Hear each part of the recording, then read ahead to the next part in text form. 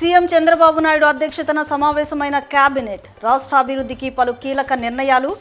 ఏపీపీపీపీ policy 2026 ముసాయిదాకు green signal ఇచ్చామన్న మంత్రి Parthasarathi.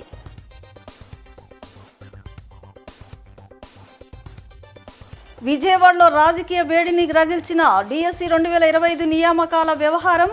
ముత్యాలంపాడులో YCP TDP శ్రేణుల బాహాబాహి. ఎంతో శ్రమించి ఉద్రిక్త పరిస్థితిని అదుపులోనికి తెచ్చిన పోలీసులు.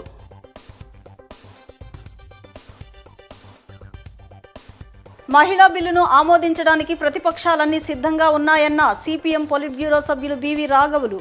డీలిమిటేషన్ అంశాన్ని మహిళా బిల్లుతో ముడిపెట్టడంపై తీవ్ర అభ్యంతరం.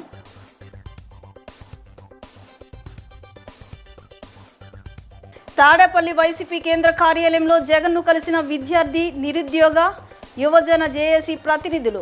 నిరుద్యోగులకు వైఎస్ఆర్సీపీ అండగా ఉంటుందని హామీ.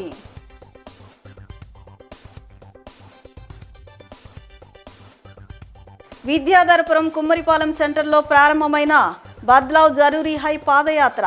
బీజేపీ అధికారంలోకి వచ్చాక దేశ ఆర్థిక వ్యవస్థను పూర్తిగా దెబ్బతీసిందని ఆరోపించిన సిపిఐ రాష్ట్ర కార్యదర్శి కామ్రేడ్ జి ఈశ్వరయ్య.